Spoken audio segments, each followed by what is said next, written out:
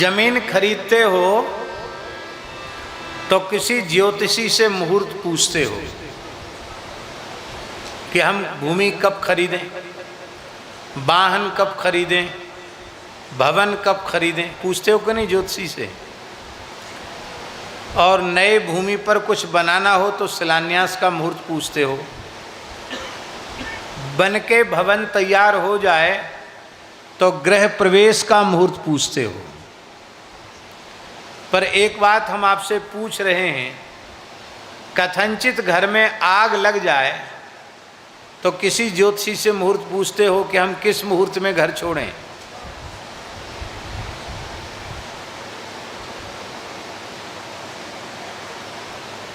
आग लगने के बाद मुहूर्त पूछने की आवश्यकता नहीं पड़ती। श्री स्वामी अग्रदेवाचार्य जी महाराज कह रहे हैं, सारे संसार में राग द्वेष की अविद्या माया की आग लगी है, संसार जल रहा है।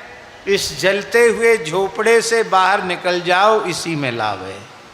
इसमें किसी की अनुमति की आवश्यकता नहीं है, आज्ञा लेने की आवश्यकता नहीं है, क्योंकि मुहूर्त पूछकर कोई जलते हुए झोपड़े से बाहर नहीं निकलता। बस बात इतनी है, ये अनुभव में आना चाहिए कि आग लग चुकी है, धू धू करके झोपड़ा जल रहा है। ये मनुष्य का जन्म बार बार मिलने वाला नहीं है। ये श्वास जा रही है, लौटकर आएगी कि नहीं, इसका कोई ठिकाना नहीं है। जैसे अंजलि में जल होता है, वो कितनी देर ठहरेगा, अंजलि का जल एक एक करके बूंद बूंद करके टपक जाएगा।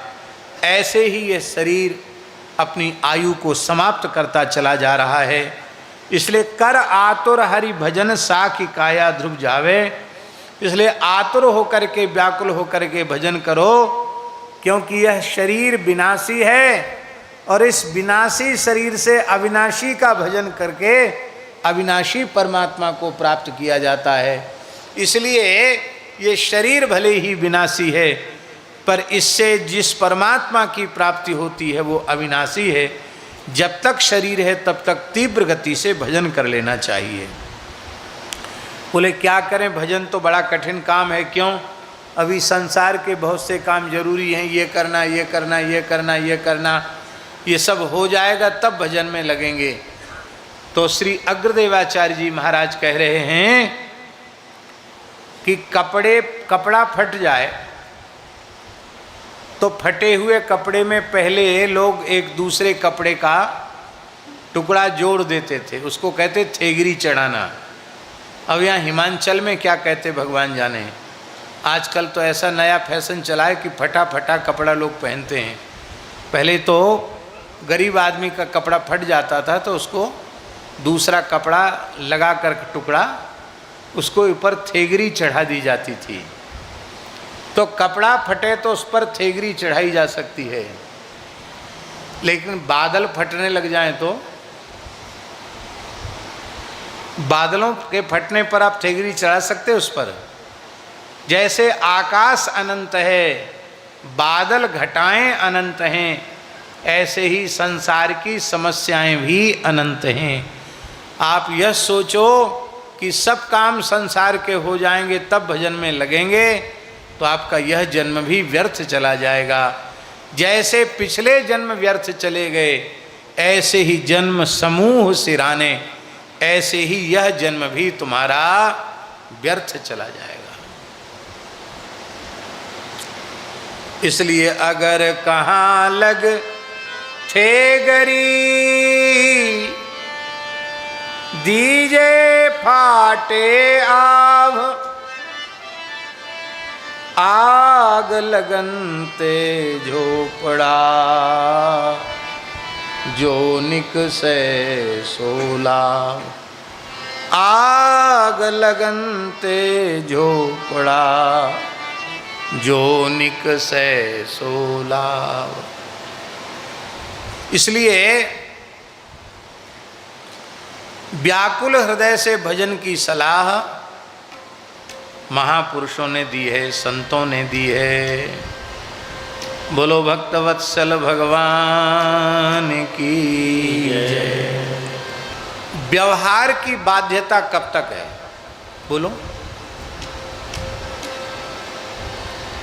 संसार में चाहे पारिवारिक व्यवहार हो, सामाजिक व्यवहार हो, राजनीतिक क्षेत्र का व्यवहार हो, व्यवहार की बाध्यता कब तक है? व्यवहार की बाध्यता तब तक है जब तक कि हमारा जीवन है।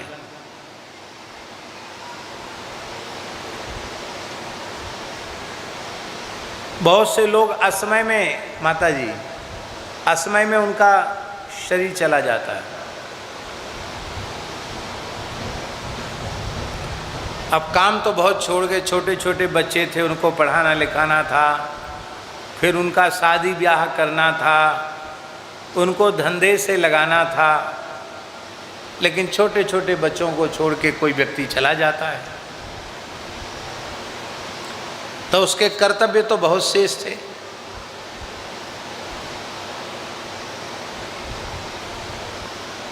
पर क्या उन कर्तव्यों का भार उसके सिर पे रहता है? क्यों नहीं रहता है? क्योंकि जब तक वह जीवित है तब तक भार है, मरने के बाद कोई भार नहीं।